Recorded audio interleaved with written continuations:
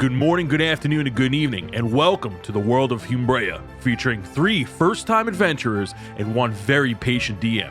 This is DND404.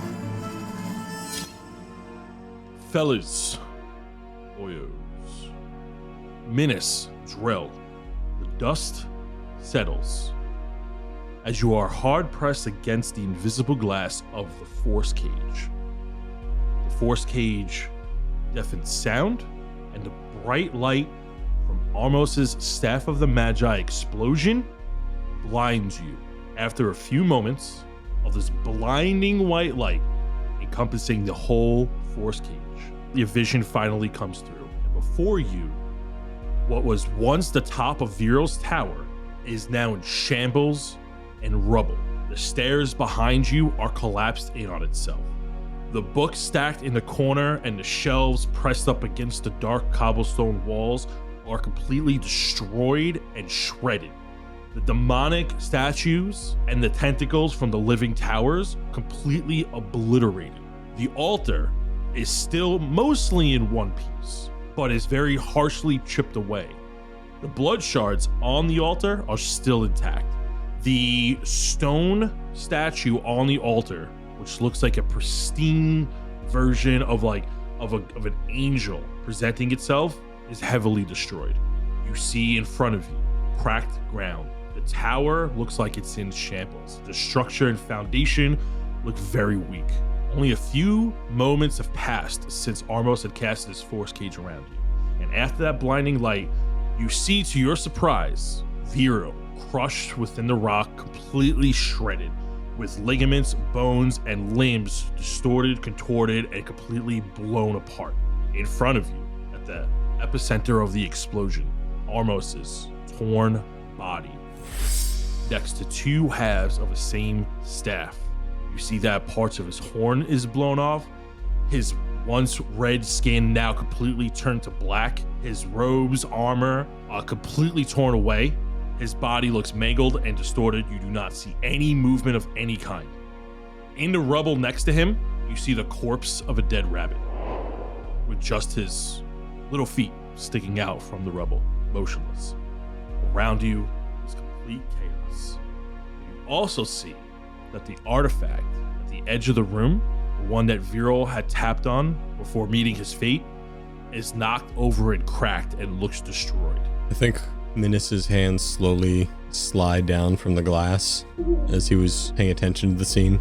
His eyes are shaking as he looks down at Armos' corpse. And he slowly turns around with a grim face. He goes to sit in the center of this box.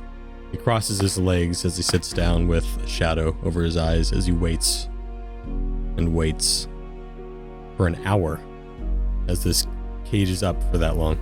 So only a few moments have passed. We're not gonna just gloss over to the end of the spell just yet. Drell, what are you doing? He feels extremely helpless, which I think is what's really tearing him apart the most right now. He's having a hard time realizing that, what just happened to Armos on the other side of the wall. And then, just right now, the fact that Minnis and Drell just can't do anything about it. So I think he's really having a battle going on in his mind, trying to figure out what he can do. You see Sid is sitting towards Armos, like just against the glass. You see Sid's stone arm pressed up against the invisible glass, looking out. Yeah, I think Sid's probably a bit more stoic than the other Sids that have created almost this cape around me in this hug as they're trying to comfort Minnis. You see the main Sid is pointing at Reginald's body. Yeah.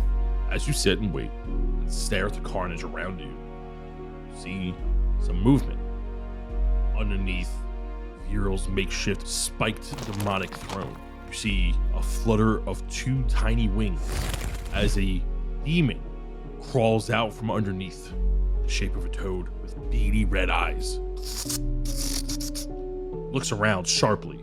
It is Ritzgulak. He sees me glaring at him. You see it examines the room. As he looks around, he looks at you, and his eyes look at you, unwavering, unblinking. And you see he flies over, lands on the rubble that Armos and Reginald are fatally buried under. He sits on the rubble. He looks at Armos, and then he looks at Reginald and begins to tug on the foot of Reginald. Pulls up Reginald, and Reginald looks half naked, almost completely devoid of fur. And you see underneath his black fur is this black and white spotted rabbit skin with his eyes closed, his mouth open. And you look at Ritzkulak and you see him laughing. You can't hear him. And he throws him down to the ground. Reginald bounces. And then flies over to the force cage and looks at the two of you in there. Ritzkulak in this form is only about 1.5 feet high, 2 feet tall, looking up at you. And as you get a close look, you see the black toad skin with the bright red eyes, with its black wings and red underskin from the wings. And you see the red energy coursing through him. You see that the energy is like centered on his chest to his eyes and empowering his toad-like hands, that almost in the shape of claws. He stares at you. He has like this wicked smile on. Drell, when this cage drops, we gotta take care of him first. I hope you're ready. I'm ready.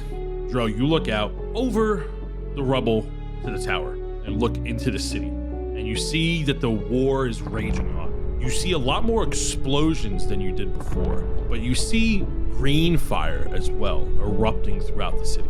Now, where you're standing, you can't see exactly what's going on, but through the red city skyline, you see that a lot of buildings are now set on green fire.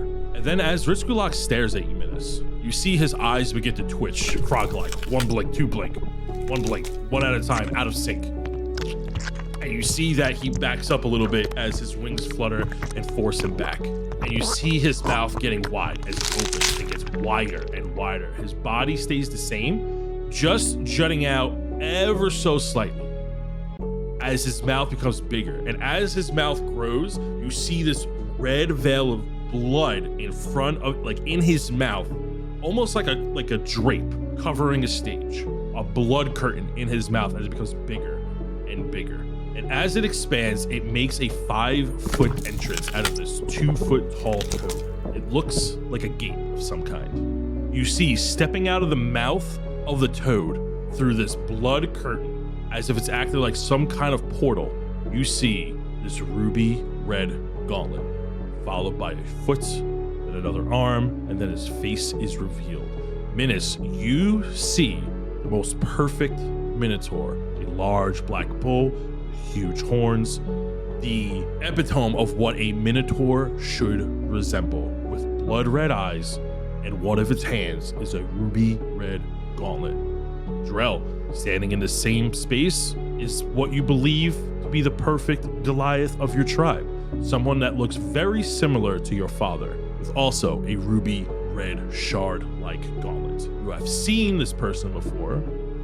You have fought this person before, back on the beaches of Sandlow. Christo looks around, examines the carnage.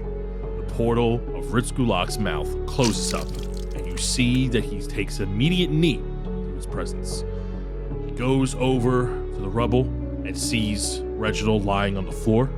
Then he goes over to the rubble, sticks his ruby gauntlet into the rubble, and pulls out Armos's body. Armos, now being clenched within his ruby gauntlet, you see that his arm is blown off, his legs are shredded, his armor is completely obliterated, and one of his horns is missing, and you just see that his face is just completely smoked out with his eyes closed. Turns his head. You see his lips moves, but no words can be heard, and tosses him to the side into the rubble of books. My head doesn't turn, but my eyes obviously dart to Armos' location, and then I glare back without standing up. With the Christo's other hand, that is not the ruby gauntlet, shifts through the rubble and picks up Armos' tome, examines the book, and notices the acrylic shard, the purified acrylic shard, socketed within his tome. He turns his head, and you get this immediate facial expression of anger. You see as he places his flesh hand onto the tome, onto the acrylic gem, to examine it, you immediately see his hand begin to fade away into shards, slowly, and then pulls his hand back and drops the book to the floor. Christo looks at Ritzkulak and looks towards you, Minnis. Walks towards the force cage. He stares down at you. He does not have a facial expression on at this point, but he's staring at you intently and unblinking. He then places his ruby gauntlet onto the invisible wall of the force cage. You stare at the palm. And in the palm, you see, as you see in detail for the first time, that this is not like a suit of armor, but you can then see the tiny finite cracks within the gauntlet. As you examine closer, you see that it's just it looks like 1,000,000 shards placed together to form this piece of armor. And right in the palm, you see those shards swirl in place. As he looks at you, you see like a small ripple of shards like water trying to reach out to you as if he wants to grab you. Back up, Sid, as I call Sid back to my shoulder. Sid immediately climbs to your shoulder, gets ready, and feels what you're feeling as he stares at a crystal. The crystal then turns back to Ritz Gulak, points at you, Minnis. While looking at him, Ritz Gulak stares at you, nods his head, and you see his mouth grow into a giant gate as it did before, as a crystal steps back through, disappearing from this realm. Ritz Gulak then sits on the rubble and stares at you and waits. A blood shard tumbleweed goes by. I think Drell just kind of continues to stand there silent. I don't think he's said a word yet since Minnis and him confirmed their plans after the wall drops. I think he just stared relentlessly as everything just happened, and he continues to just stand there, I think, staring. Minnis has closed his eyes, almost meditating, counting down the time. So you have 45 minutes to prep whatever you need to prep before force cage drops. So this is if there's anything you would like to do, now is the time. Most of my stuff will probably be like as I realize the force cage is coming to a close, not any time in the middle. You do have like a good concept of the time. Yeah. You know how force cage works. It's not the first time you've seen it. Yeah, probably after about 50 minutes or so, Minnis stops his meditation, opens his eyes, and sighs. He gets up and he cracks his neck. All right. Don't know if you'll need this, Drell, but I'm gonna cast a few spells, I guess, before we get into this. And I'm gonna cast Freedom of Movement on both me and Drell, which is a 4th level spell. So, Drell, for Freedom of Movement, it's an action, it's not concentration. I touch a willing creature. For the duration, the target's movement is unaffected by difficult terrain, and spells and other magical effects can neither reduce the target speed nor cause the target to be paralyzed or restrained. You can also spend 5 feet of movement to automatically escape from non-magical restraints, such as manacles or a creature that is grappling you. Finally, being underwater imposes no penalties on our movement. So we both have that.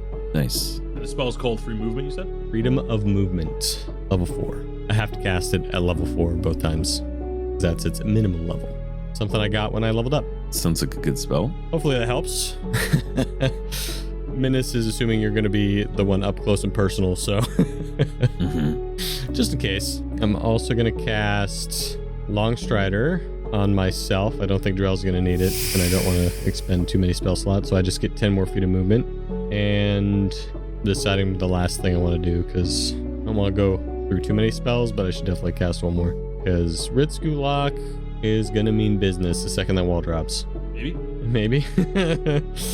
I suppose I'll cast Bless on me and Drell at 1st level, and that'll be the last thing I do as I see the magic starting to fade away. That adds to attack rolls and saving throws? Correct, but not ability checks. And not actual damage, right? No. Okay, copy. Drell, are you doing anything to prepare as the wall's about to drop? I think I'll just probably drink a ale. I think I'm probably going to drink a quick thistle, and that just gives me 15 extra feet of movement, and it gives me 15 extra feet of movement for an hour, and I think I'm going to give Minnis one as well. I'm just going to say, just in case you want it. Swift Thistle, that one? No, the quick thistle. Swift quick thistle, I believe, adds dex. I prefer that one if you have it. I do. I actually have that one as well. I mean, you could drink both. What does that do to my dex? +2. Wow. Yeah, I'll definitely take that. So, okay. Yeah, actually, I'm going to drink one of those as well. So I'm just going to drink a swift thistle and a quick thistle. So I have 45 movement and +5 dex now. Ritzkulak sees you casting spells, Minnis, and immediately adjusts himself, getting ready, like a dog reacting to a bag of treats being shaken. And you see that as he gets up, and he sees Drell begins to drink something, and you see his body begins to contort and turn as he gets bigger and larger, and you see the red energy from a blood shard quickly growing as the energy that's expunging out to his claws and his eyes begins to grow as he triples in size from 2 feet to 7 feet. Here we go. You see, maintaining his toad-like shape, he becomes a lot larger. He grows an enormous tail. He has a 15-foot wingspan and a large glowing mouth that looks like there's lava burning inside. And then that bright red fiery color matches his eyes, and you see the energy coursing from the bloodshot on his chest throughout his body, and you see that his hands are ignited and his claws are fiery red. A few moments of silence pass as you see Ritzkulak takes an attacking stance. You get your weapons ready, and the force cage drops. Everybody roll. Boom. Double 17s. That's a 21. Dirty 20. Oh, nice, Drell. We're going to start at the top of the round. Initiative 21. The force cage drops as you see Ritzkulak in an attacking, pouncing stance as you two are ready to go. Starting initiative 21. Minnis, what are you doing? The second the force cage goes off, Minnis runs over to Armos and steps in front of his body, guarding him, in between him and Ritzkulak. He's first just going to start slinging bullets to kind of get a gauge on what they do to Ritzkulak. So I'm going to take attack actions. The first one is going to be a natural 20 for the first one. Hits. Unnatural? Yeah. Okay. Take care. And then that's definitely going to hit on the next one with a 22. Both those hit. 25. Ritzkulak immediately takes 15 plus 11, 26 points of force damage. And my SIDS are going to do an additional 4 points of force damage. You see as you shoot him with your force bolts from the powered acrylic sling, and you see as it shoots, it hits his body. The slings create like little holes in his body as they shoot through him, and he shrieks in pain. And you see that the wounds try to heal. However, it crystallizes around the wound. It does not heal fully. Oh, I love to hear that. And then I might as well I just want to pull all the stops on this guy because he's annoying to me. I'm going to cast a second level spiritual weapon as a bonus action. Sure. I'm going to pull out a flying Sid that has wings to kind of mimic his wings. You see this Sid etherealize before you as it is massive. It has giant demonic toad bat wings, similar to Ritzkulak. And it got a 28 to hit. Oh, okay. What'd you roll? 6 damage. 6 force damage. 6 damage. As it smacks it looks back at the flying Sid, and you see that it spits on the floor, and it spits up this red murky goop. As we make this triangle formation around Ritzkulak, and I yell at Drell, "Don't slow down now, Drell. Try and keep up." And that's going to be my turn. Legendary action. There it is. Yeah. You see as Ritzkulak looks at the Sid and then looks at you, you see that it spins like a corkscrew and flies at you with intense force. Go ahead and make me a dexterity saving throw of a DC 18 as it charges at you. 12 plus 8, or plus 10, so 22. You pass the saving throw, but does a 22 hit? Yeah, so 22 is going to hit. Okay. You're going to take 27 points of bludgeoning damage as it flies past you, but you are not picked up or carried away by it as it tried to grab you. It goes to the other side and turns around and faces you. As it rams you, it corkscrewed, it looked like a spear of fire as it shot towards you with incredible speed, flying past you, and then it turns around and faces you. You notice that it was trying to pick you up. As I'm going to use a reaction. Sure. For the first time, I'm going to use Swarming Dispersal. As it flies towards me, You see Minnis goes, not so fast. And my swarm engulfs me in this 30-foot range. And you just see SIDS, almost like ocean waves, all around me. And when I take damage, you can use a reaction to give yourself resistance to the damage. And I vanish into the swarm and then teleport to an unoccupied space within 30 feet. And I teleport behind Drell as the SIDS are kind of all around your waist, Drell, and then kind of fall down. And then behind you, I'm like, Drell, look out. This guy's fast. Did you just disperse into a bunch of SIDS? Yep. Oh my god. As we move to initiative 20, Drell. Drell, you are currently 38 feet away from Ritzkulak, as Ritzkulak is on the edge of the broken tower. I'm going to use my 45 feet of movement to go over to Ritzkulak. And as I'm running over, Drell kind of looks down at Armos. And since I already put my 3 points of the family axe into damage while I was in the force cage, I'm going to bonus action go into a rage. And then I am going to attack. That is a 21 to hit. He is going to use reaction. Go ahead and roll for damage, though. It's 29 damage. You see, as you come down with the first attack, you see he grabs it with like both of his toed hands, and you see that immediately it starts to like decay his skin. He's gonna take half of that damage. Make me a contested strength check. So would it just be like, could it be athletics? No, this would be a raw strength check. Raw strength, okay. That's a 14. He's going to beat you with a dirty 20. As you see, as he clamps down the axe, you see with immense strength, boom, flips it out of your hands and disarms you as the axe falls 10 feet away from you as it gets thrown onto the floor. Whoa. Minnis, you instantly recognize that as you had a scimitar broken in a similar fashion. You had fought a demon a long time ago. You still have your 2 attacks left over because you're in the middle of an attack action, but they would have to be freehand attacks. Okay, after the axe gets hit out of Drell's hands, Drell kind of looks down at his hands, and as he's going into a rage, he just gets madder and just, he's starting to not lose it, but he's starting to kind of feel the anger start to overwhelm him, and he's going to pull his beast claws he's going to transform his hands into his beast claws. I was waiting for this. Your hands transform into these ice draconic claws as they flail out as you begin to rage. I'm going to continue to attack. That is a 23 to hit. 23 hits. And 24 to hit. Nice. I really needed that. I did 36 points of damage. As you slash him up with your draconic ice claws. And I would actually like to use a superiority dice to make that a menacing attack. So he needs to make a wisdom saving throw of a DC 19 or he's frightened until his next turn. Passes. That's 7 additional damage he'll take though. Can I use the remaining amount of my movement to kind of start working back towards my axe without getting into like a range of attack of opportunity?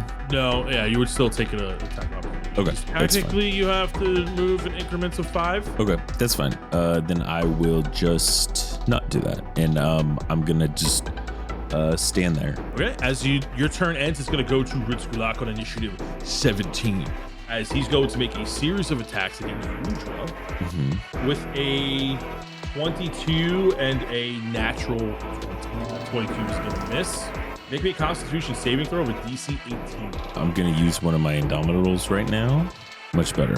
25. You pass as he comes down and slashes you with his fiery red claws. You're going to take 33 points of magical slashing damage here. And then he's going to come at you with a third attack, which is a bite. As his large tongue comes out that looks like molten lava. He comes and slaps you right on your chest. I'm rolling low tonight. I'm rolling that's a 21. He is then going to use a bonus action to... you see that his skin begins to fall off his body, the muscle and tissue, as it begins to fall on the floor, and a horrific stench can be smelled. Go ahead and make me another Constitution saving throw with DC 16. 26. All right, you pass, and the stench no longer affects you when you are next to it. As we move to initiative 21 minutes. All right. First things first, I'm going to use a bonus action to move my Spectral Sid spiritual weapon closer to Ritzkulak. And then I'm gonna attempt to cast a 5th level Guiding Bolt on Ritzkulak. Why not? I think that's fun. I'm gonna use my inspiration die. I rolled a 2 crew.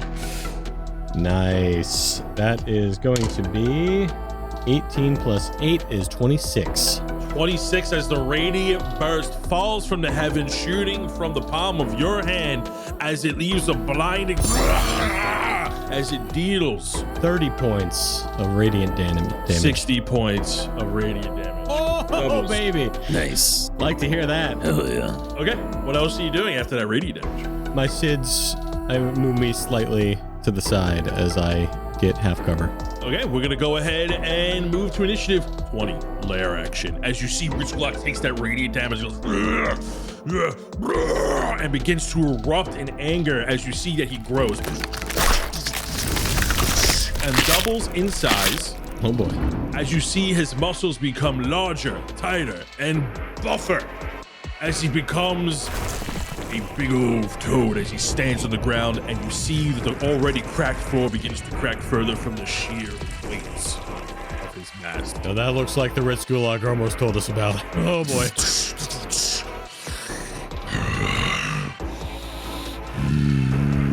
I would swallow you, but the crystal demands your presence, so I will settle for him.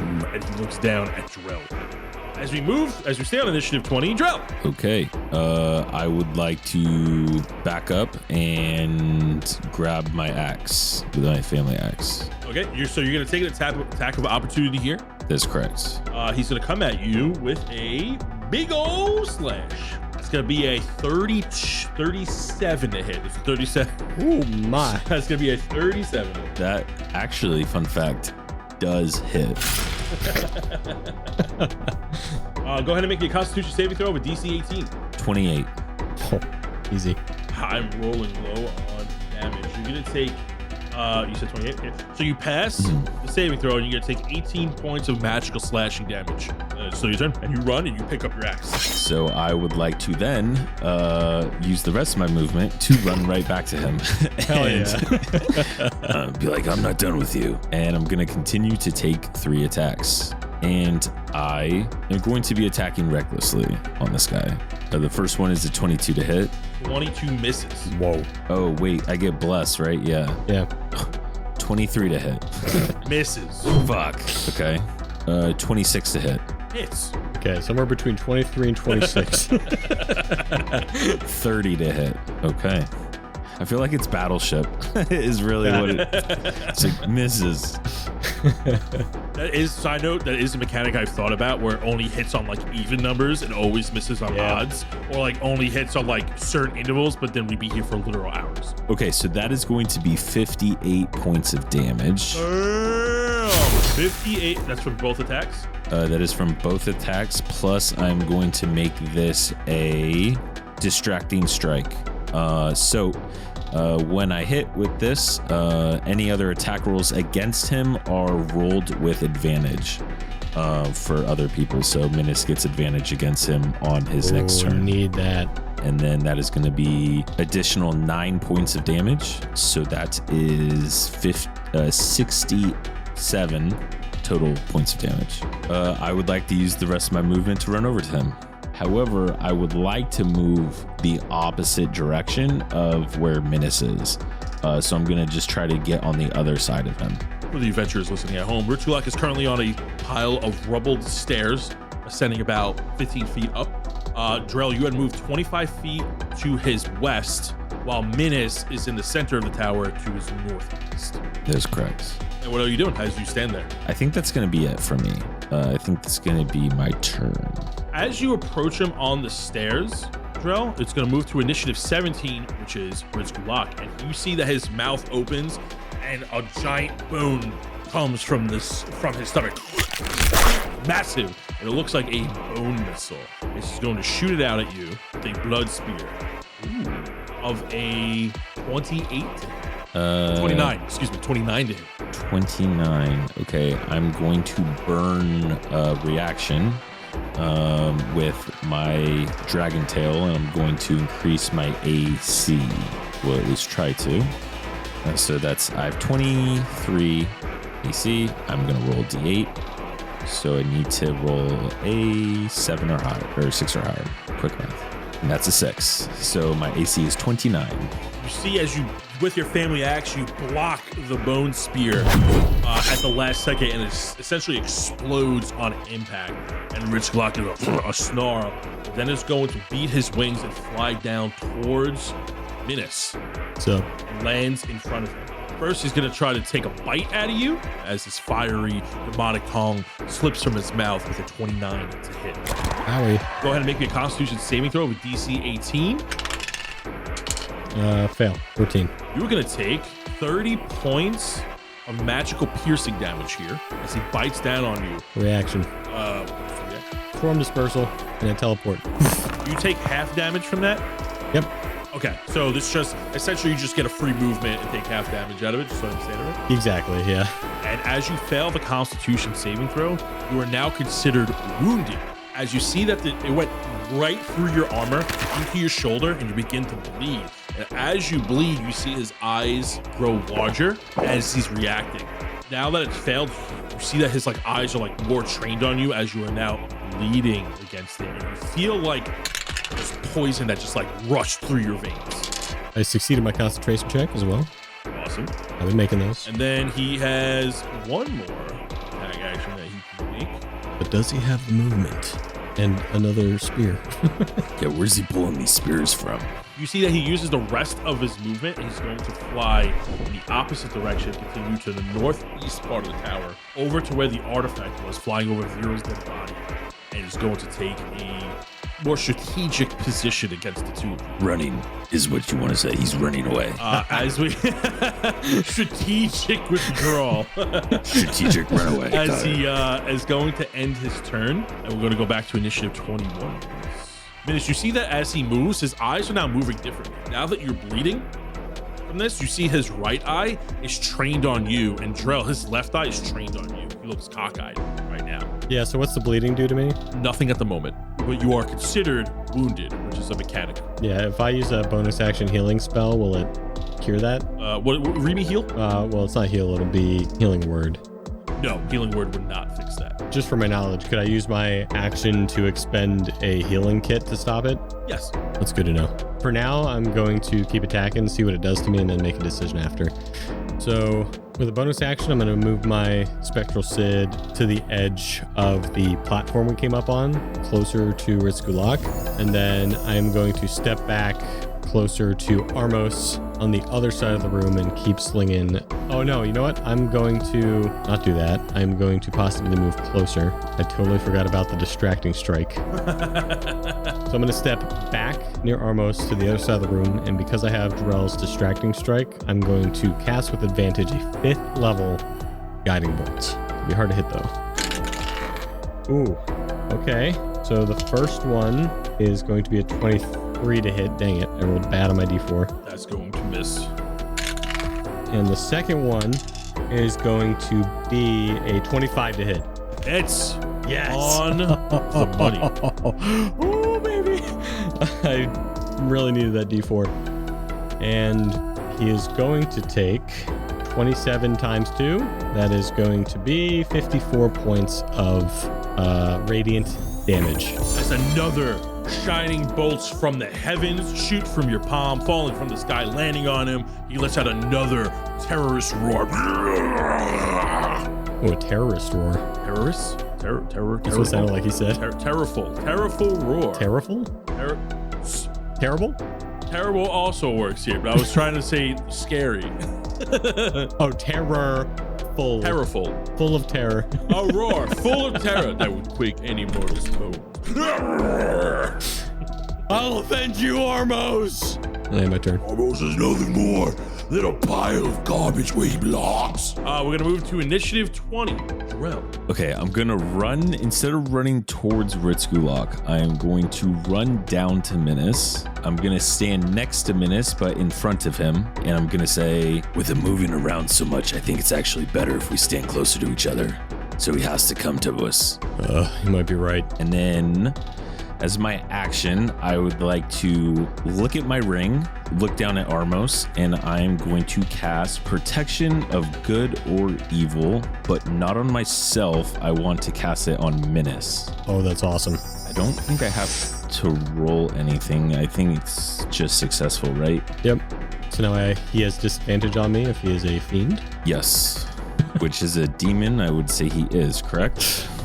He is a fiend, yes. Okay. Considered a fiend, yes. So that means he has disadvantage on attack rolls against Minnis, and Minnis also cannot be charmed, frightened, or possessed by them. And then I would like to spend a bonus action to consume a potion of just greater healing and just get some temporary hit points back.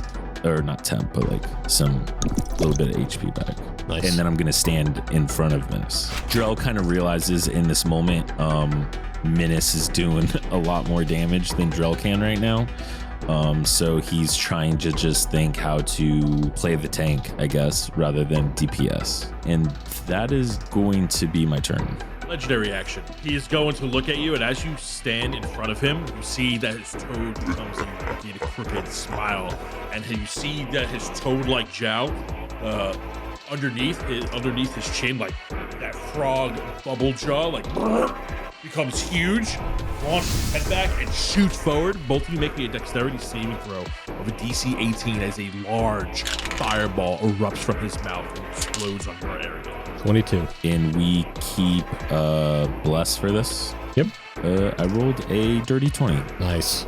20. Okay, you can take half damage. You can take half of 36 fire damage as this massive fireball erupts from his toad-like jowl and explodes onto you. I would like to use a reaction, and I'm going to...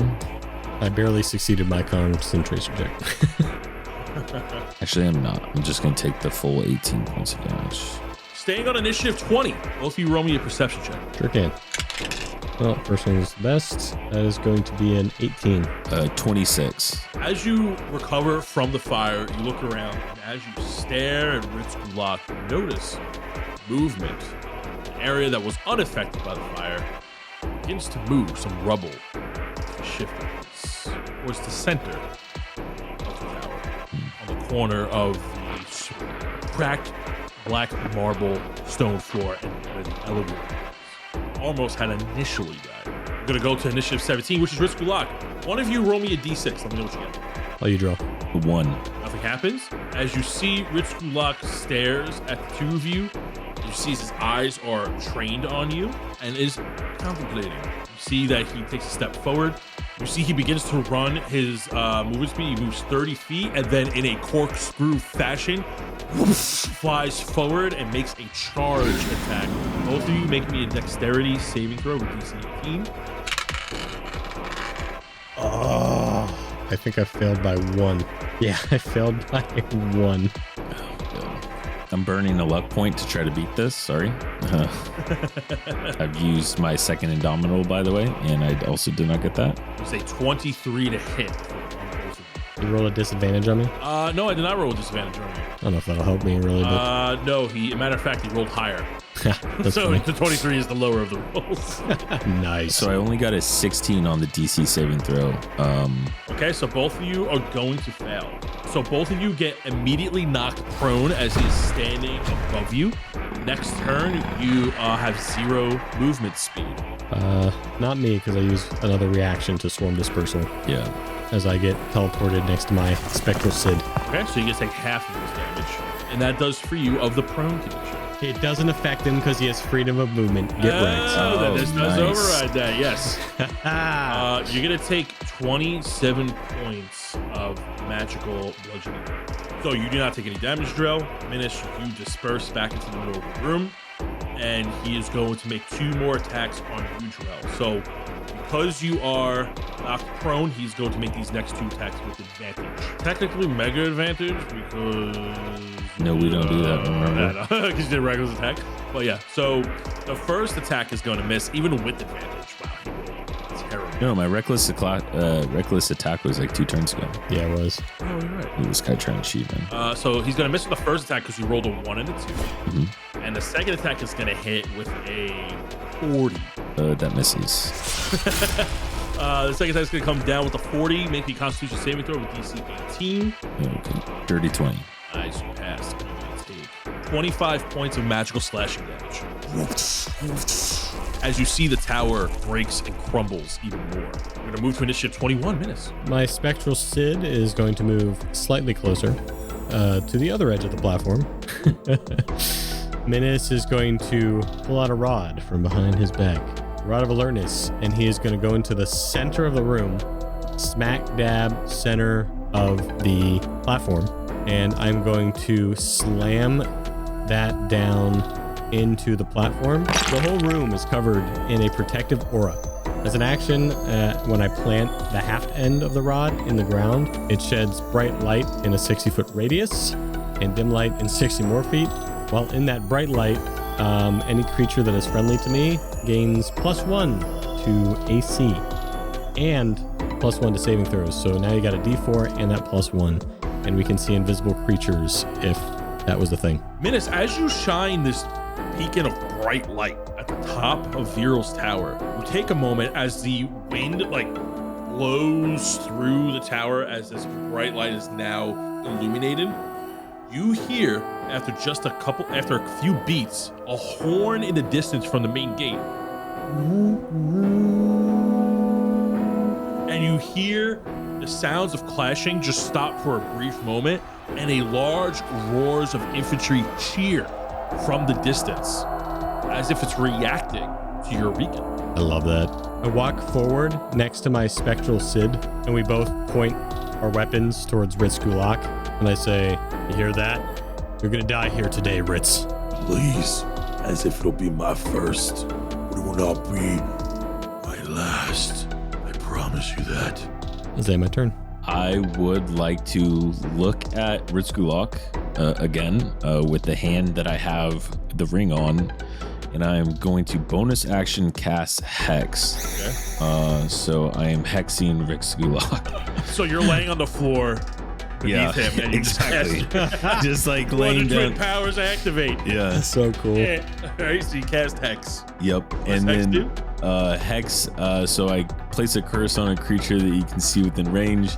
Until the spell ends, you deal an extra 1d6 necrotic damage to the target whenever you hit on an attack roll. You can choose one ability when you cast a spell. The target has disadvantage on ability checks made with the chosen ability.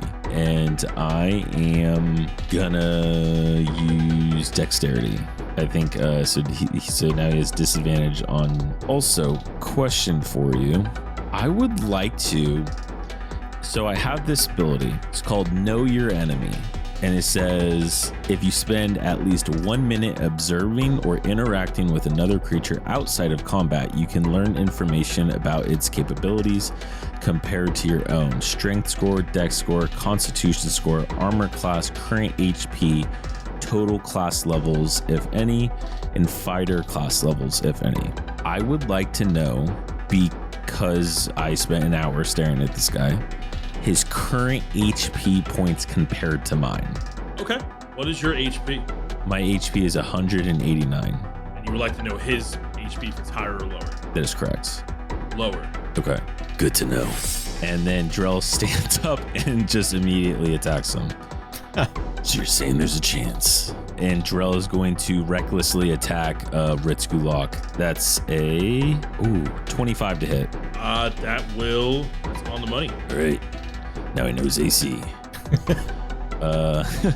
Second one is a 29 to hit. Dang. Hits. Hopefully there's a nat 20 in here somewhere. I know. 27 to hit. Okay.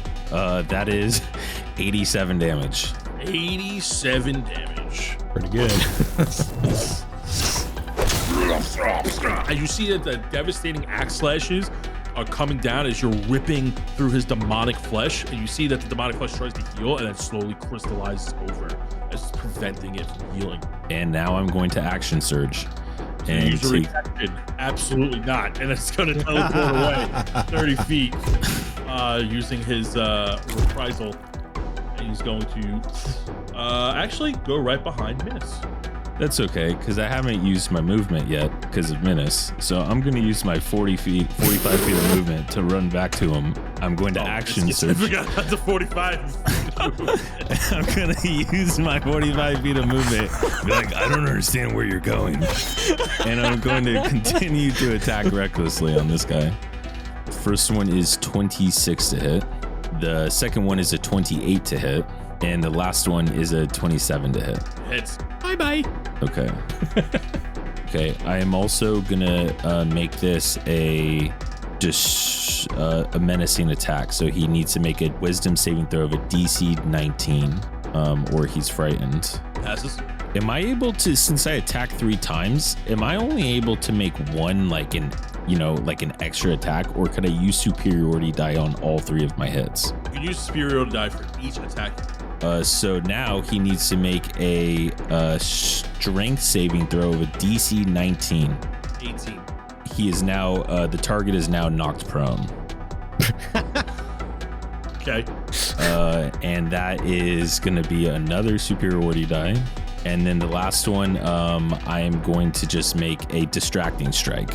So then Minnis gets advantage on his next attack roll. If he's still alive. Against him. Okay. It's 104 damage. Describe that attack. I think it's just an all-out blind fury rage attack. You know, if there's one thing that Drell extremely hates, it's enemies that run. So the fact that he was just running to one side of the room, then running to the other, he was getting kind of irritated about it. So he kind of just uses the abilities that Armos gave him, and he, you know, made himself better in battle. And I think it was just a blind fury rage, because he's like, we need to try to figure out if we can even save Armos. Like, what can we do? We can't, you know, deal with this right now. We have to keep going. We have to keep moving. We have to keep pushing. So I think that's just, I think it just looks like a blind fury frenzy of just ruthless axe attacks on him. As you go into a frenzy, you trip him up with that combat maneuver, and you're like, and with every force, you feel the tower beneath breaking. Your sheer might and anger coming down on Roobski block. You see his arms flail as you are attacking him on his back. And you see his body like slowly decay away. As you deliver the final blow, you see his chest burst as he begins to immediately disintegrate.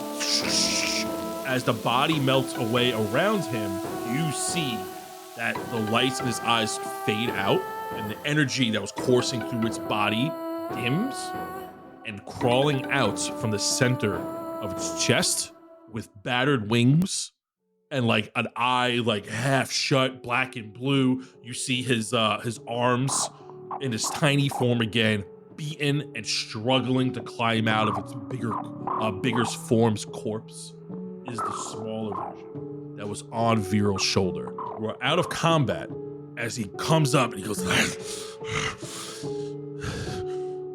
told you I cannot die, or this isn't my first time. but wait, as you come down for one final attack with the axe. You need me.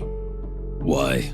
A deal can be made here. You see that he stares into your soul and immediately knows your intentions. You seek the bridge. You wish to pass. You need me to pass. What makes you sure we need you? I am a gate to his realm. You immediately think back to when you were in a force cage as Ocristo used Ritzkulak's body to form a gate to pass through. You kill me now, and everything you've worked for dies here. I don't know, Drell. What do you think? You don't think we can find a way through? I guess, can I make I'm not gonna be good at it, but can I make like an intelligence check to see if I can look around at the shards of this room in Viral and see if I could think of a way that we could get to the other side with the Ogburn or any other rituals? You would make me an Arcana here. Yeah, all right. Yeah, okay, that's a 3. That tracks. Drell squints his eyes as he's talking and rolls a 5. You have no idea if he's bluffing or telling the truth. You're not sure if gates are hard to come by or not. All right. Well, Roobski, there could be a deal to be made. But before that, you see Minnis kind of walks over to the eastern side of the room where his cart was invisible, and he kicks his cart. And he reaches into his cart, and he comes back, and he says, "Be free, my furry companion." And he opens the iron flask and releases the wolf.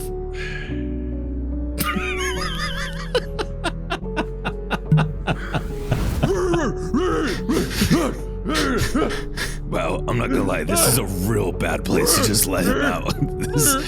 Yeah. Sit. And I just make him sit. I think he like curls up on the throne for a little while. Well, Yeah, you see that this wolf, this massive black furred dire wolf, is like looking around and like. So an iron flash, for those that have forgotten, is you can capture a willing or unwilling creature, and if it passes a check, it now becomes theirs. And depending on the nature of the creature is how it acts after a specific amount of time has passed. But for right now, this wolf is under Minnis's control with the iron flask. and I kneel down next to this crawling toad, and I smile. Hop in, and I open it. Wisdom save. I can't. No, I can't. No, I refuse. 20. Ah, it passes. No, You see that the bottle tries to suck him in, and he scurries away just a few inches. no, you will not keep me captive in that mortal device. I just keep trying and chasing it around the room. I will serve no purpose in that fire. Stop moving. Get over What here. else could I possibly do here in my current state? No, and you chase it, and then that rubble you saw before in the middle of the fight begins to move again. You hear a groan. Oh, my head. As you see underneath the rubble a crooked ear. I knew it. As Reginald pops up beneath the rubble, half naked with his fur blown away. Oh, what happened? Oh, my head. Yeah, that was Armos. Why am I cold? Yeah. Where's it's my 'cause you're fur? naked. Yeah. Get over here! Come on, stop moving! Yeah, hey, we're gonna catch you up, but right now we're trying over here to catch Ritz Gulak. Any chance you could help us with that? And I point to Minnis, like following Ritz Gulak with the flask open around the room. It's not gonna go in that thing. What do you mean? It's not gonna be able to be trapped by that thing. How many gates are there to the realm? Ritz says we need them, but is he being serious, or do you think we could find another way? He's letting you in so easily. Well, I mean, Minnis and I beat the shit out of him, so yeah. I Oh, you think- beat his ass. Yeah. Nice. Yeah. Pissed. Pretty lethargic, not gonna lie. Where's Armos? I'm sure Armos got at him. Yeah, he did. Hey, he had to go somewhere real quick, but What do you mean he had to go somewhere? What he's busy. He had to take care of something. do you mean he's busy? Look, What's more important than this, Drell? this is highly sensitive. We need your help. Is there other gates that we can access, or is Ritz Gulak our best option? He is right. He is an option. I was an option until the tome was purified. Armos was the bridge. Through me, since I've been purified, you would need another willing demon to open the gate.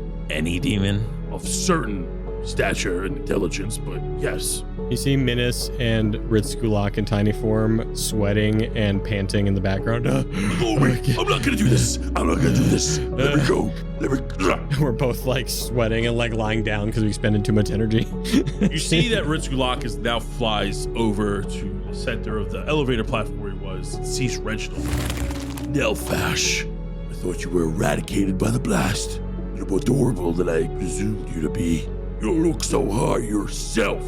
Drell, can you just like grab him?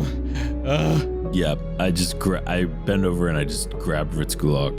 And you see that like his eyes and cheeks bubble out for a minute as you grab him with your strength, like a squeak toy. Okay, I'm coming over. I guess I'm gonna tie up Ritz Gulak. Reginald continues speaking. He goes, What he's saying is right. He's gonna need you to open the gate. Can't follow us, and he'll remain here essentially. And then after I tie Ritz Gulak up, I'm like, all right, well, I can't think about that right now. And I go over to Armos and I pull off a bunch of rubble and I pick him up and I'm gonna bring Armos to the center of the room. Armos? Yeah, Reginald. This idiot exploded himself. What? You know that staff? He cracked it over his knee. You see Reginald walks over and over to Armos's decrepit body. Horn is blown off, completely shredded, his face blackened from the explosion. Oh, you're such an idiot. He sniffs him. You see he becomes more animalistic rather than demonic. His nose twitches and nudges Armos's broken horn with his nose to see if they're alive or not. And you see more of his animalistic side comes out as he's coping with it. He goes, we were supposed to free ourselves from this. What? You pulled the trigger too soon. The goal is on that side, not here. You see that he punches the body out of anger. He goes, where's the tome? He's looking around. He's looking for the Armos's book. Drell runs over and grabs the book and he picks it up. And he takes the book from you and he pulls it down and he's flipping through all the pages. No. And he goes to the last page and he sees that the contract that was there signed between the two of them and their names were both glowing within the pages, and he sees that Armos's name is now dulled and grayed out, as if it lost its, if the signature itself had lost its essence. And it looks like normal words on a page when you see the name Nelfash still glowing in light. Armos, I can't believe you did that. Minnis is going to kneel down next to Armos, and you see a bunch of the Sids pop up around the room from various places, behind statues, under books, under rubble, and they create a circle around Armos, almost like a crowd in an amphitheater. All the Sids are on the steps of the stairs and around the room, and there's this circle around us in the center platform. And I look down at Armos. I'm like, Drell, take a rest, all right? So I do this for an hour. And you see that the empty circle begins to glow as the Sids kind of put their hands together. And Minnis takes out a rod, a staff, from behind his back. I look down at Armos. Don't ever do that again! And I cast Resurrection on Armos. With my Staff of Resurrection and my 5 charges. Of resurrection? Yes, he does! Where did you get this? I got that in the cave! What cave? I got that in the White Dragon Cave. The random dragon glue. Yep. Oh, shucks. Armos and I have been planning this for months. Bang! This blast of energy goes off as I think it essentially disintegrates the staff with all its energy. Wait. You touch a dead creature that is dead, has been dead for no more than a century, that didn't die of old age, and that isn't undead. If its soul is free and willing, which I believe Armos's is, the target returns to life with all its hit points. This spell neutralizes any poison, cures normal diseases afflicted to the creature when it died. It does not, however, remove magical diseases, sorry, Drell, curses, and the like. What? If such effects aren't removed prior to the casting of the spell, they afflict the target on its return to life. The spell closes all mortal wounds and restores any missing body parts. Coming back from the dead, however, is an ordeal. The target takes -4 penalty to all attack rolls, saving throws, and ability checks. Every time the target finishes a long rest, the penalty reduces by 1. Casting the spell to restore life to a creature that has been dead for 1 year or longer taxes you more greatly, but we don't need to worry about that. The fucking random dragon horn. Aren't you excited? So Drell, as you are white knuckling Ritzkulak with your fist, you can take a short rest here if you like. As Minnis begins to cast the spell of resurrection, I can't believe you have this item. And after 1 hour, you see the Sids clear the area of any rubble and begin to perform various sigils and runes in the shape with their bodies, making these shapes to cast the spell. And Minnis, as you are casting this spell, your body illuminates. Your eyes begin to glow this fully radiant light. As you begin to hover for a moment, the staff being held by your hand, is actually hovering within your palm. For what is an hour to Drell and an hour to Reginald, as they are looking at you perform this spell, is but a few seconds to you. As the spell is being cast into the rod, an hour flashes by. Fade to black. Armos, the last thing you saw was Vero looking down at you as you snap the staff of Magi over your knee, creating this massive explosion. As Vero asks, "What was that?" And then everything goes to white. Everything is now silent. You do not experience any pain, for your death was instantaneous.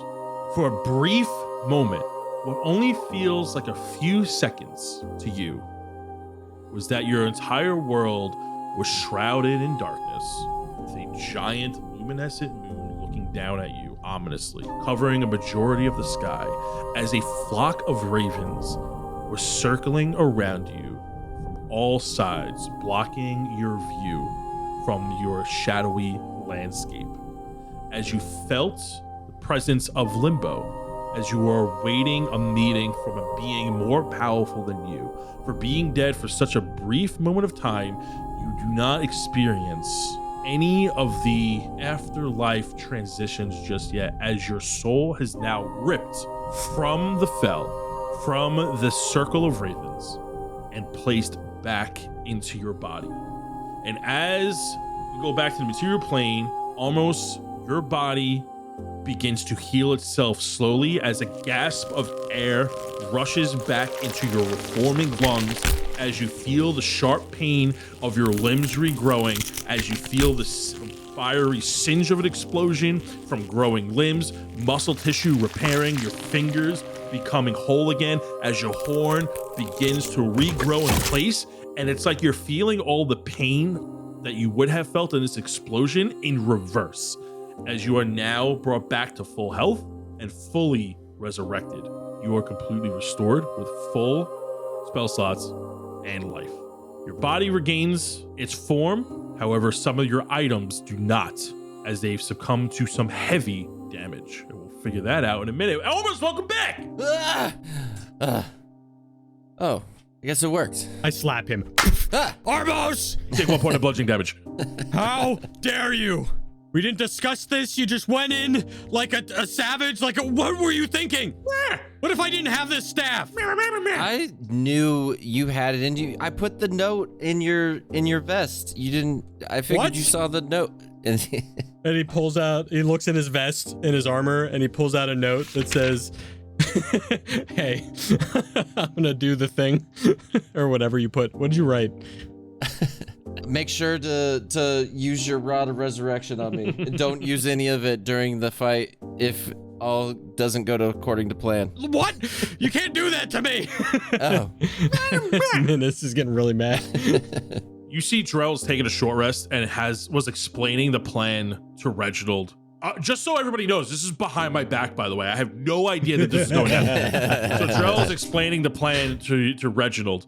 Oh, so basically he sacrificed himself and left a note, but didn't tell anybody about the note, and then he had this rod of bringing people back to life that he was just saving for just an occasion? Yeah, pretty much. Yeah, that's Wow. Yeah. If that ain't some big brain dragon chest, I don't know what is. Yeah, right.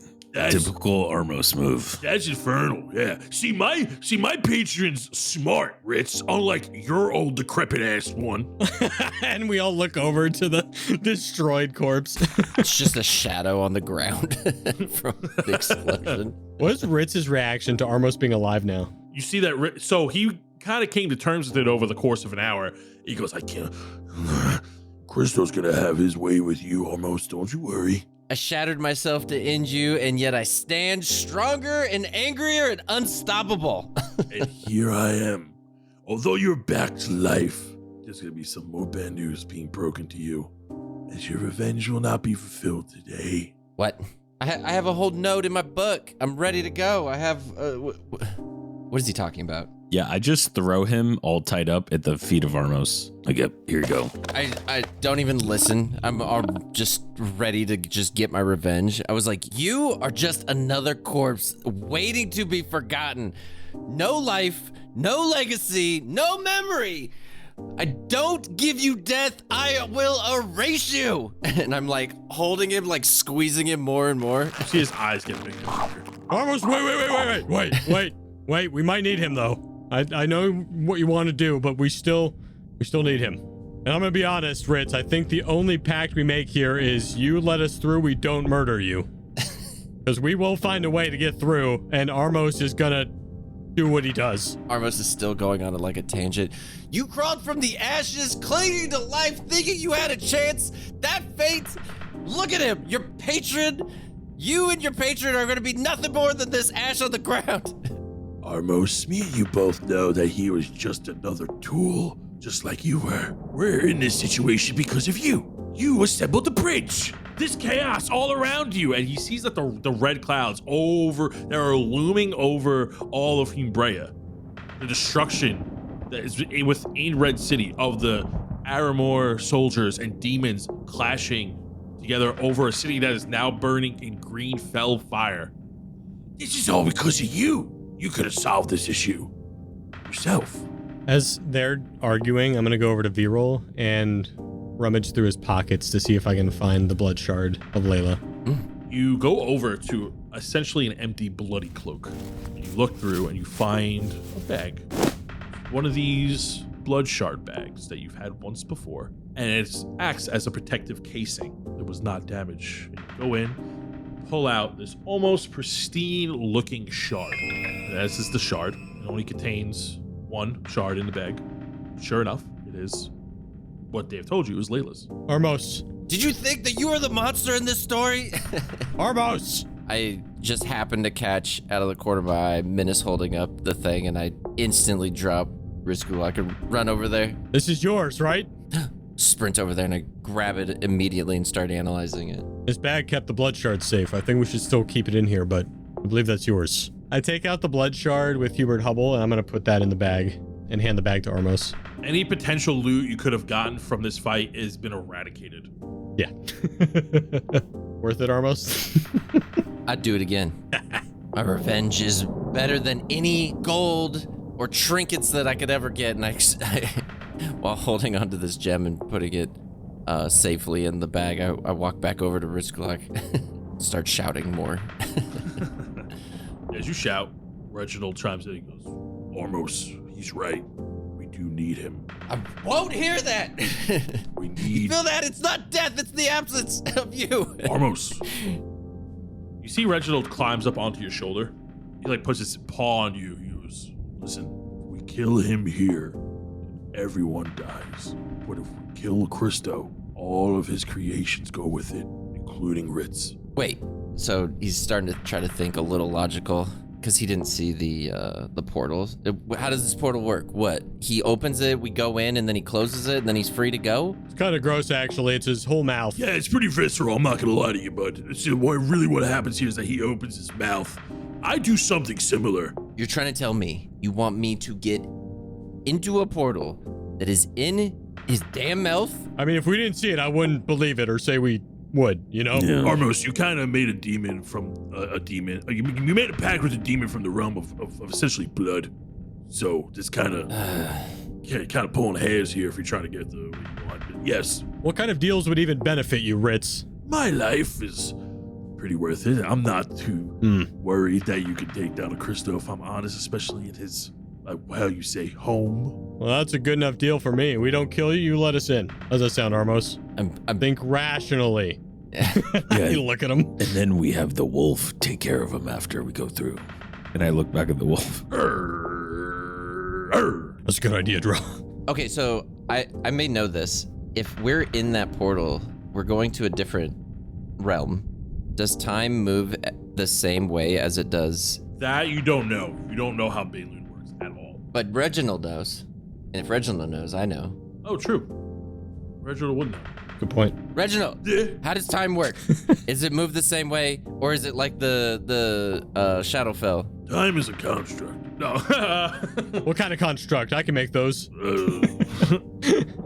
Time is relative to here. It's not like Shadowfell that we've experienced. Moves at the same pace? Yes, Although if we get brought in, it feels like eternity. You know what I'm saying? I've done things I'm not proud of now. Reformed, really. Yeah, you better be. I get it. I've skinned people, but reformed. Now. What? Everyone looks at Reginald like, wait. I don't want to be this way. I was listening to orders. What we eat people. What do you want me to tell you? You know, we have been giving a lot of hands lately. Yeah. Oh, forgiveness is the best medicine. Forgiveness is the best medicine. This is closing his eyes and like putting his fingers to his nose. Did you forget the part where I freed one of the core things keeping the crystal alive and tried to stop the things that we were doing? I know. I Oh, love you, forgot that? Reginald. Oh, I'm happy but I you're eat a here. few ends and you all freak out. You're a really good bunny demon. I scared a couple of people and y'all freak out. It was good for the goose, good for the gathering. Remember that? You know that phrase? By the way, you must be pretty hungry after all that, Reginald. Want some hay? Oh, yeah, actually, yeah, now that you mentioned it. Yeah, all right. All right, cool. I go over to Reginald, sit down. I sit down on some rubble and Yeah, awesome. we're chilling for a second. Rich Glock chimes in, goes, So, do we have a deal? Okay. I freed him for your passage. Okay, Armos wants to think very hard about this because this is the only person that's ever one-upped him. And if we're going into his mouth for the portal, there's a thing that he wants to do that will ensure that Ritzgulak doesn't get away. Hey, Reginald, go like beat him up and handle Ritzgulak for a little bit while we have a sidebar. Yeah, right, I can handle that. Hey, come over here. you see that like Reginald like hops over I got something to tell your ass. and he pulls him away, pulls him by the wing. And yeah, Reginald pulls over Rich Glock and starts essentially jumping him. And we sidebar Okay, over with the wolf. here's my plan. I don't want this thing to get away. I can't live with myself. I know, but what other options do we have? I like Drell's idea. Maybe we just tell Wolfie here, hey, Wolfie, you can take care of him. I think so. Or we just fucking kill him and find a new way. I'm on that. See? Look, Drell's got an idea. I'm on that one. But that could take us months. That could take us months just to find a new way and create a ritual. I mean, I got time, but got an idea that we could at least, this may be the best of both worlds. What do you think? Wolf can stand guard. We go into the portal. We handle everything. And potentially, we don't know this for sure, but if we succeed, Rich Gulak goes away. Great. I can live with that. I won't live until I see his charred remains in a crater. So if we know where he's gonna be, and our good wolf over here is able to, you know, keep him tied up. But I'm worried that Rich Gulak all of a sudden is gonna get a little bit more powerful while we're gone. I can't speak with animals. Hey, good to see you, man. Yeah. Hey, if we go through this frog's mouth into another plane of existence, would you try your best to murder the frog after we go through? Yes. I didn't know you're chill like that, and I dap up the wolf. Yeah. All right, Wolfie's on our side. All right. I think it's our best option, unless you got some other weird trick you can do. I do have a trick. And I reach into my bag, and it's all the way at the very bottom of my bag. If you have it. Or like, if in my remains. He said that, what do you call it?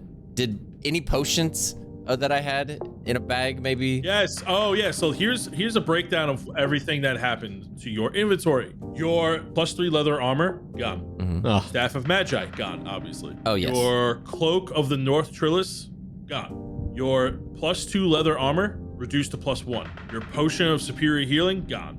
Your Rod of Rulership, gone. And your Spell Scrolls. oh. Okay. Good thing we have some of the But scrolls. everything else is fine. Yes. I'm able to find it around. Yes. I searched the wreckage for this thing that I know that I have, that I've gotten probably episode 2, maybe even by episode 10 at most. And it's called Poison of the Drow. I'm going to poison him since he's in a weakened state right now. He should become incapacitated, and then the wolf can have his way with him. I don't know if it'll work because we need to go through while he's not incapacitated. No, we're going through, and then as we go through, just a quick, We can try. just throw it on him. Certainly try. I don't think it'll work, but happy to see you try. Hey, anything that gives our good old wolf here an advantage. Right. Give me the poison, by the way. I'll try your thing as I go through. Yeah. You see Reginald comes back, dragging Rich Gulak. Rich Gulak has a few extra lumps on him. Like, okay, so we're doing this? All right. And I walk over to Ritz Kulak. The three of us agree not to attack you or murder you or kill you and leave you here alive if you let us through. And so be it. You see his eyes shimmer Ugh. as he leaves out his frog toad-like hand for you to shake on it. I shake. Deals accepted. Is this like painful or do we get blood on us? How does this work? I guess you'll find out. Okay. Let's do this. Let's just do this and get it over with. Miss drags Reginald and Ritz to the center of the room. As the three of you gather in the middle, he gives one last look to Reginald and gives a devilish look to Armos. Not the way you thought it was gonna go, was it, Armos? And then you see his eyes bug out. And his mouth grows wide agape and ajar, up to 5 feet all around, making this devilish toad fleshy portal with its mouth. As you see, blood begins to pour down between its teeth, creating a curtain of blood for you to step through. Gross. Drell, you first. Okay. And Drell walks through first. After you, Armos. I stare at Ritz Kulak the entire time as I reluctantly go into the portal. All right, Ritz. You win this time. And as I walk towards the portal, I lean slightly to the right and wink at the wolf that's hiding behind the throne. Ready, Sid? All right. And I jump through, and as I jump through, I try my best to open the poison and drop it into his gullet. As each of you go through, you notice that the portal, like, this one isn't as cliche as it is a curtain of blood, and you see the ploops of blood and it bubbles before you. But you notice that as you approach it, other than the foul stench of the blood, you get a great sense of evil from the other side that overwhelms you as you step through. As your feet land, you find yourself on top of a stone pillar high in the sky, hundreds of feet over a raging blood ocean. The wind is fierce and the waves are crashing. And in the center of this platform, Armos, you have been here many times before. You see this open-faced well with nothing in it.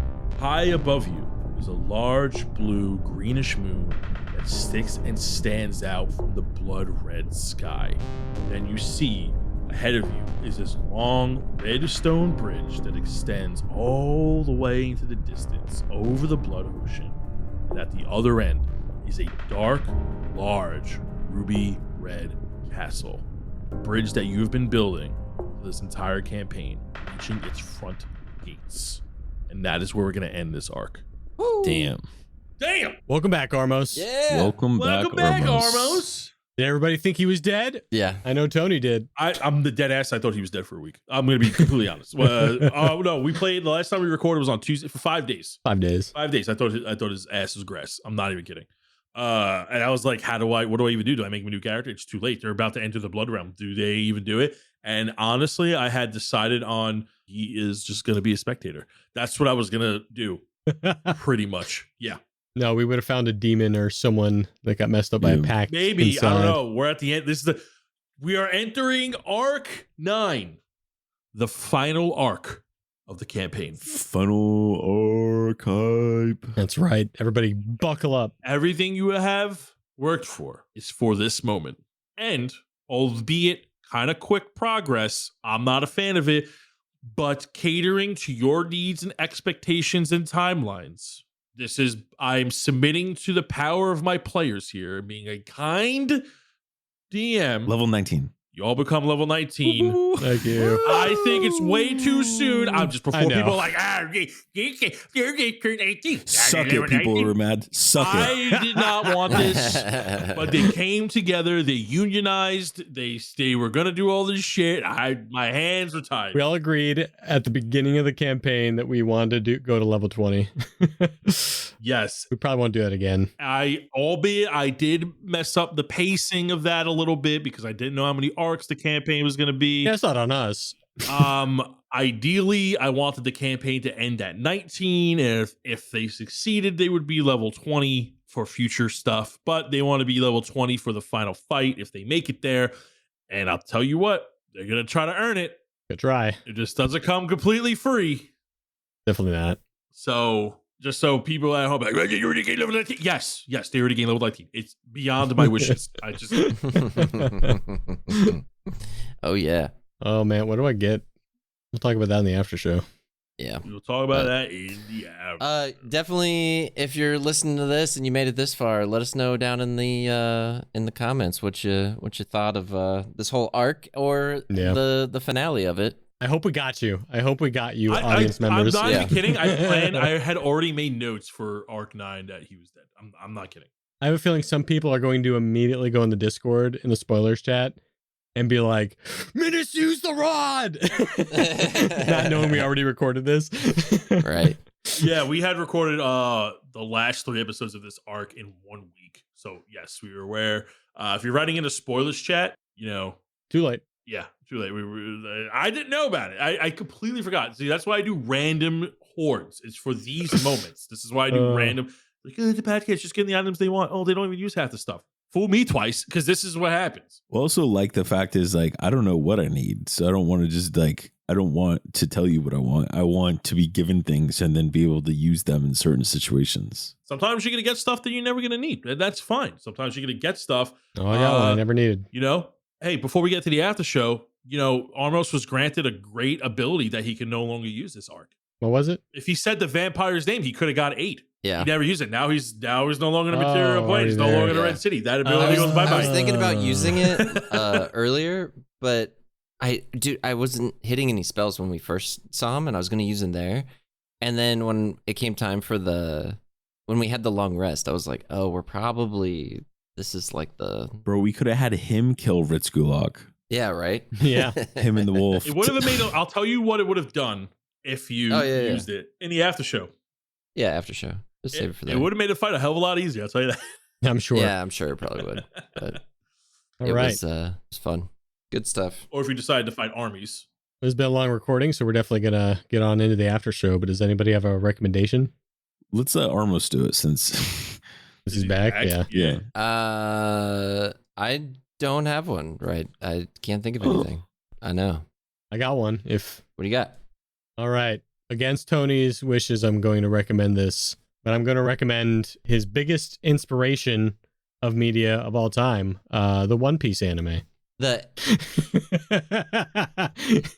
Since he keeps stealing from One Piece all the time in this. I don't. The fish. Wow. It's like the Simpsons effect. You know what I mean? There's so many that have. What else have I stolen from it? What else have I stolen from One Piece? I forget, but there have been like 4 things I want to say that I kept bringing up where I was like, this is like right from One Piece.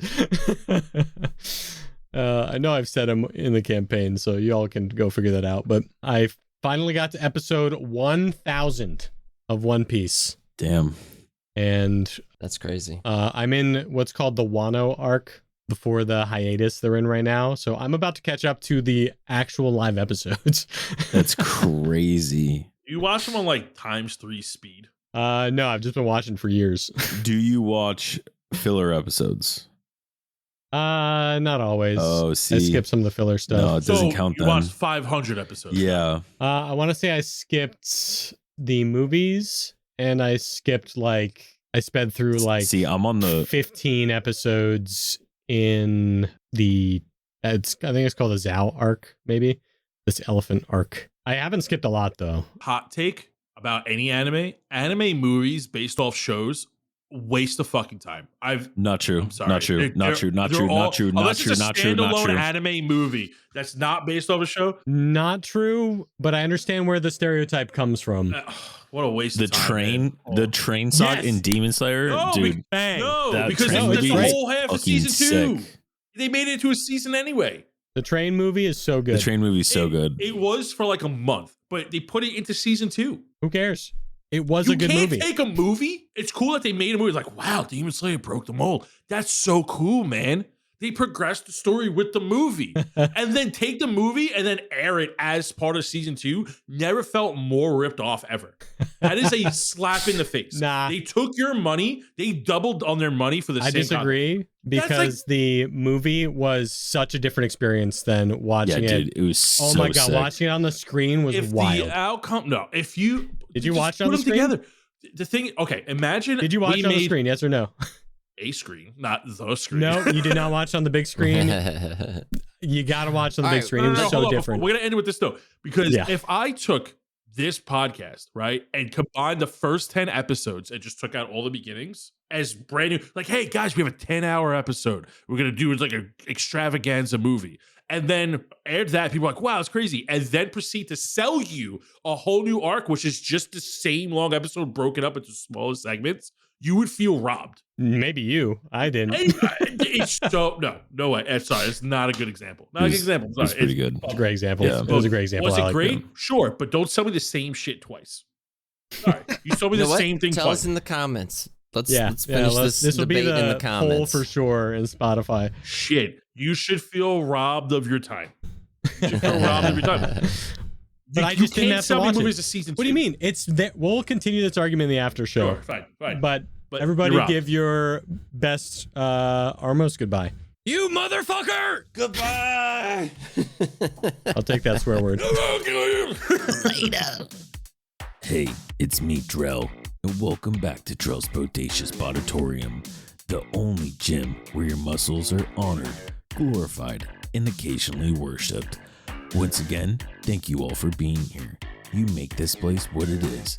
Now, before you get back to lifting, sprinting, and mildly intimidating newcomers, I have some important announcements. First up, the Shadow Smugglers. To the Dread, I saw you silently attempting to teach some of the new members on how to do a proper deadlift last week. However, watching a room full of terrified beginners interpret your dramatic gestures like a game of charades was absolutely hilarious. Maybe next time, a thumbs up first before the doom shake of the head. Either way, the cape flourish at the end, 10 out of 10. Keep it up, man. Reese. So the yoga mats you ordered for the studio finally arrived.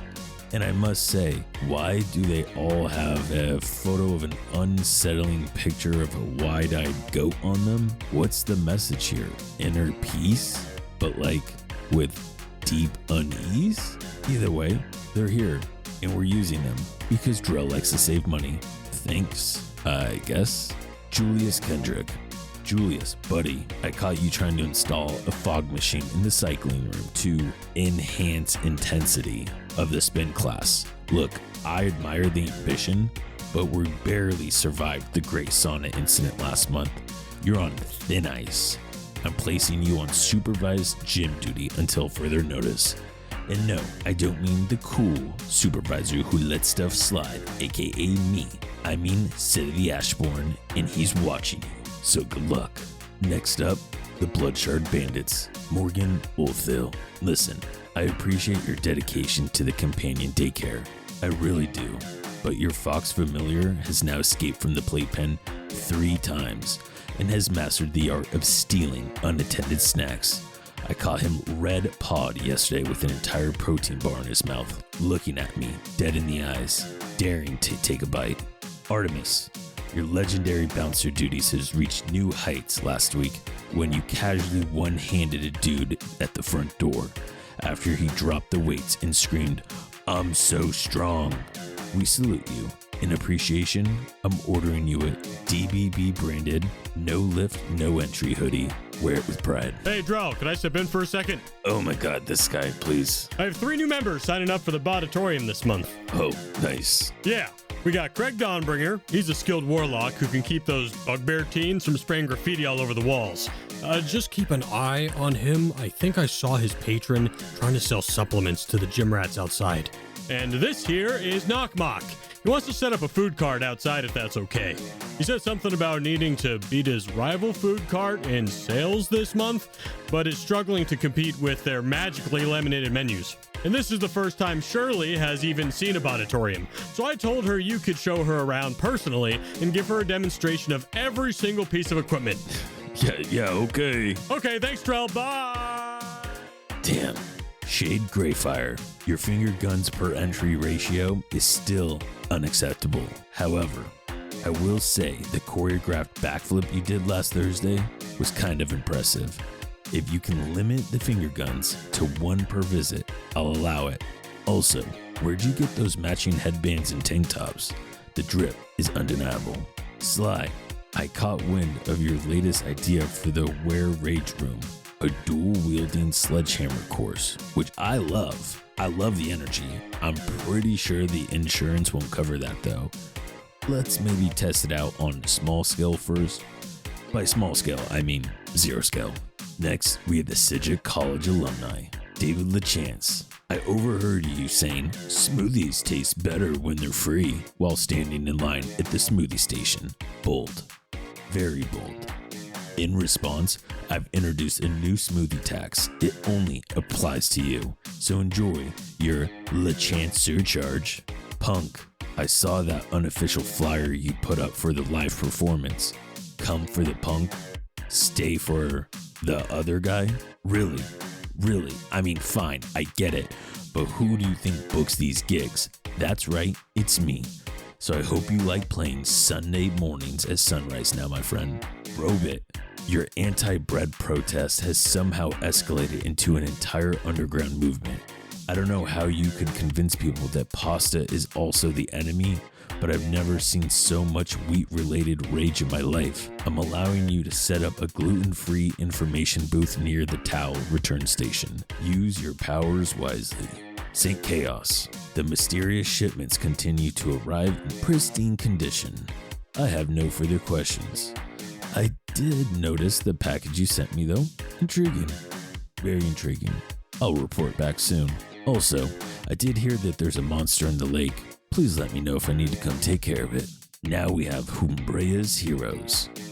Mr. Man with Glass, Charcoal Darts, and DD Virgin. Your tennis versus pickleball war is reaching absurd levels. I mean, a strategically placed net trap?